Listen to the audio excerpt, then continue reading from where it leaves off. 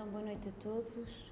Vamos então dar início a mais um dia de leitura deste maravilhoso livro Os Mensageiros, psicografado pelo nosso querido Francisco Cândido Xavier.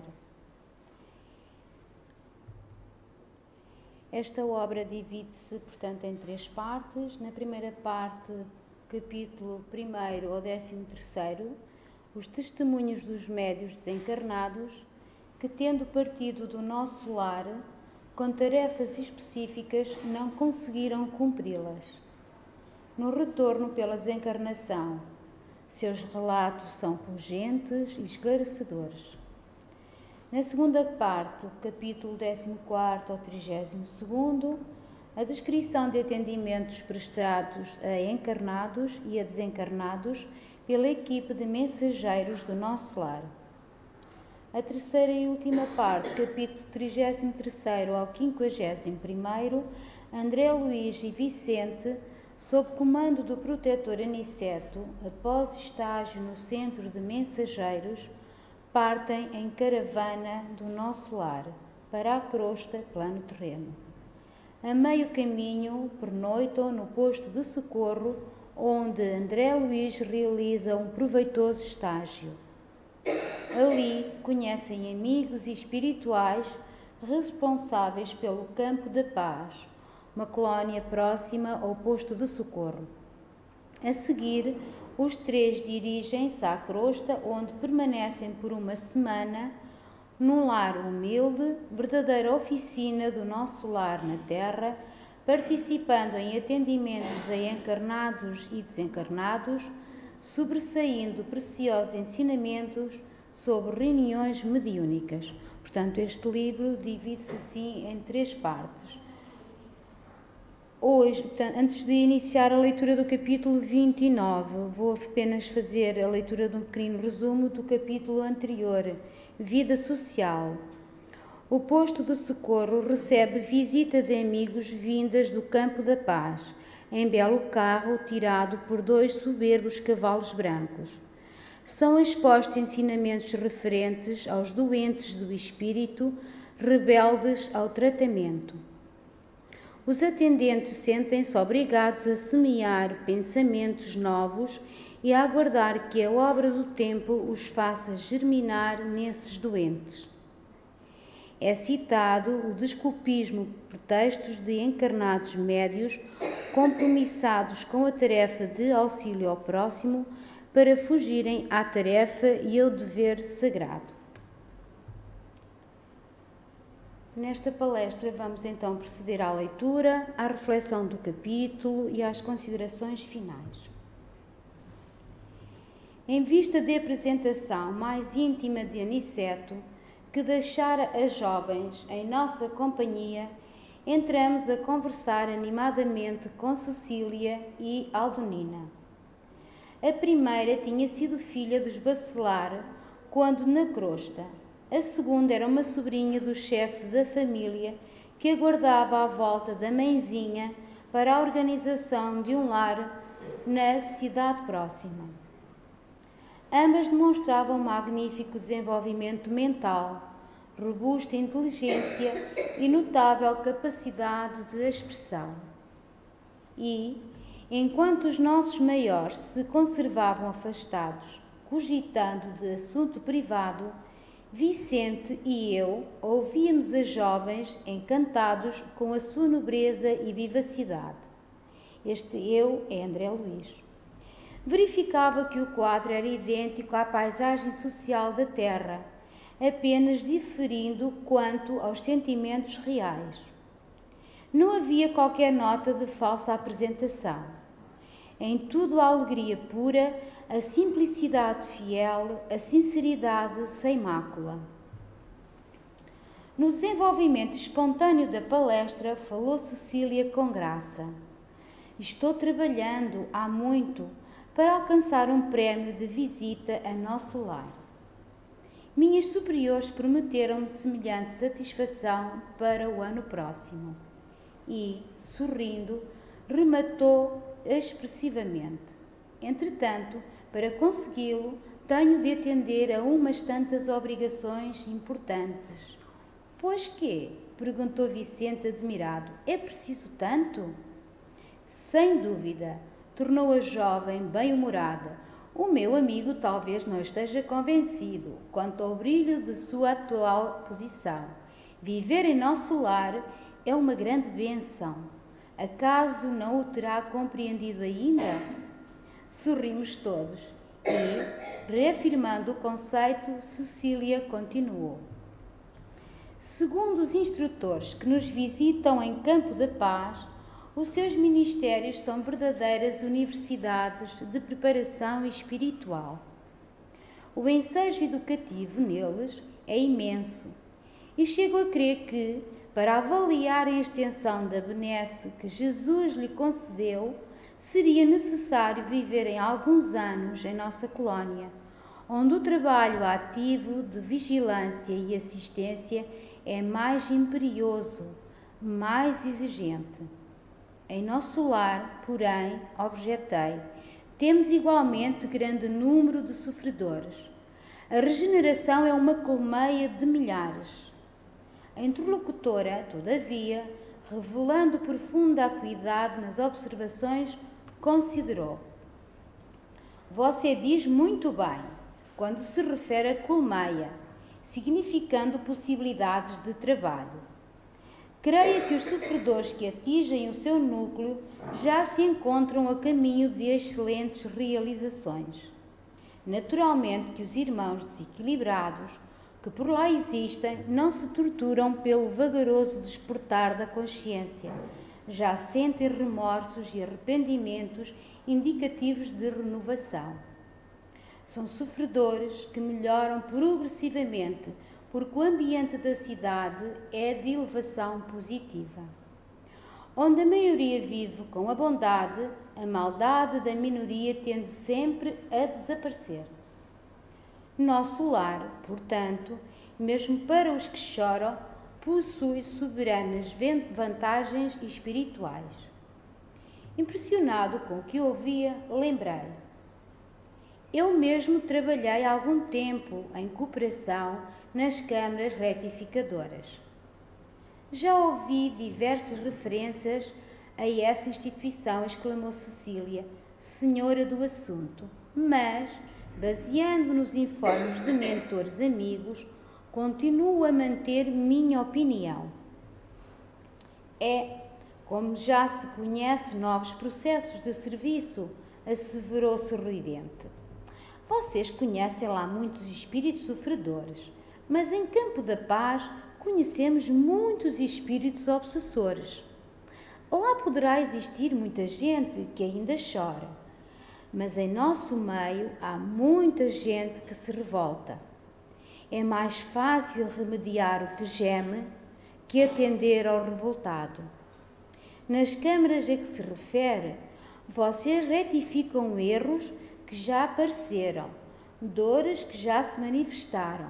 Mas aqui, meu amigo, somos compelidos a lutar com irmãos ignorantes e perversos, que se sentem absolutamente certos nas fantasias perigosas que esposaram e vemo-nos obrigados a atender a doentes que não acreditam na própria enfermidade.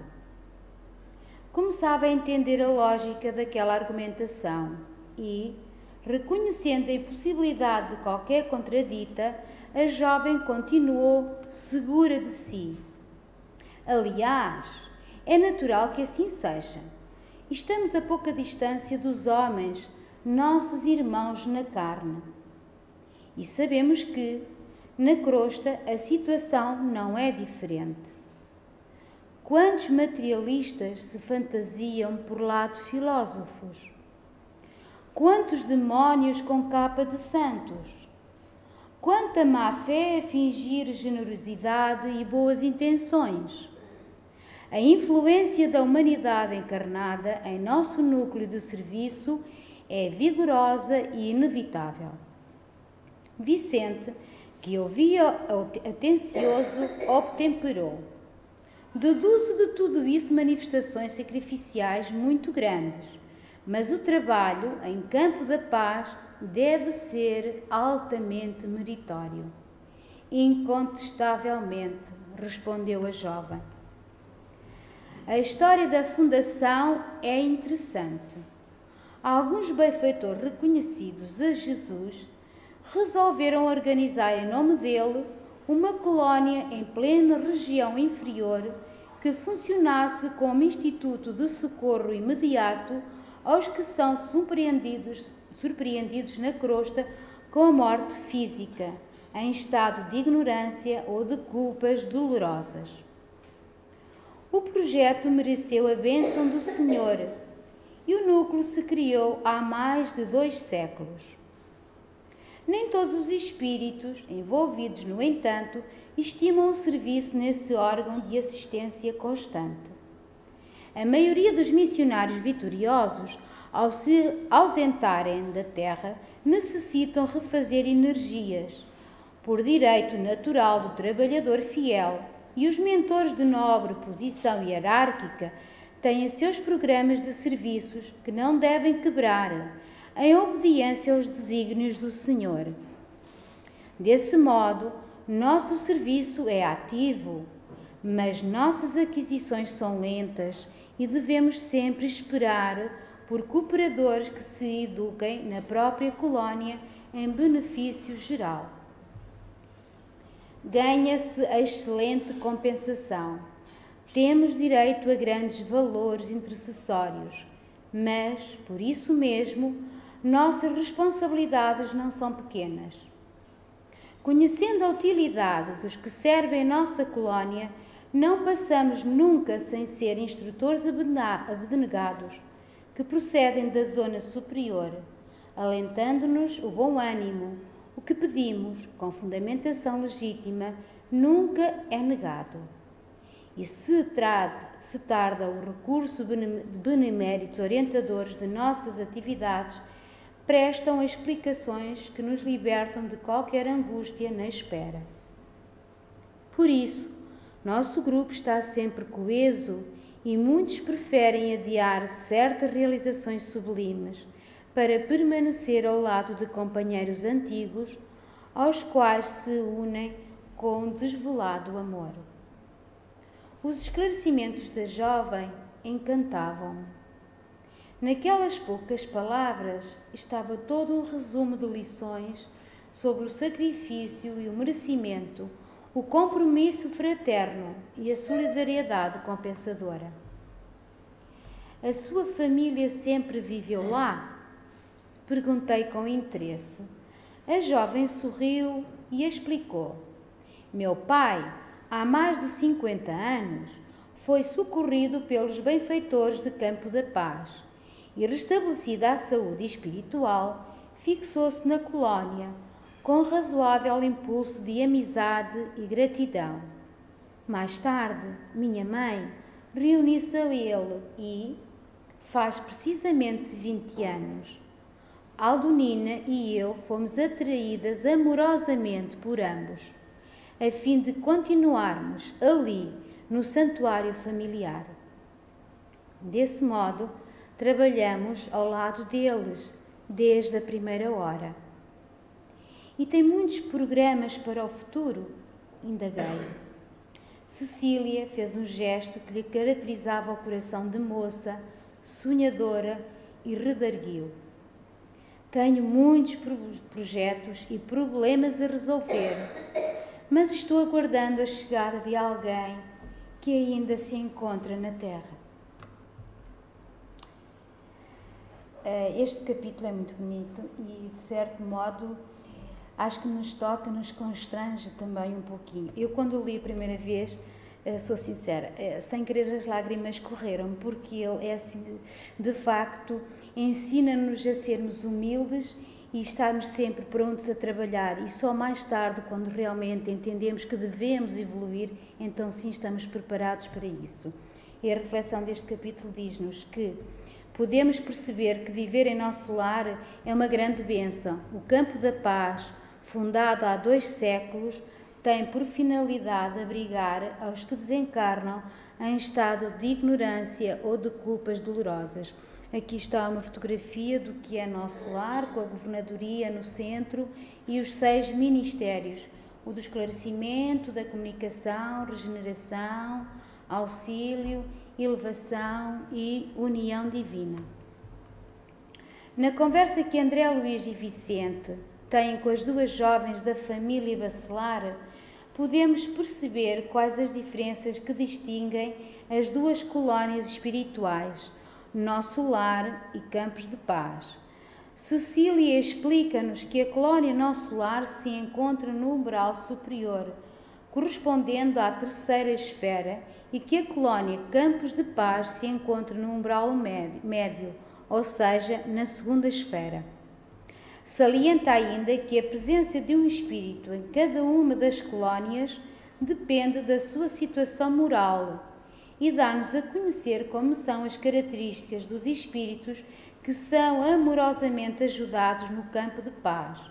Ficamos assim a perceber que são irmãos maioritariamente obsessores e muito revoltados. Estas características prendem-se pelo facto desta colónia se encontrar sujeita à influência humana devido à sua proximidade com a crosta da Terra.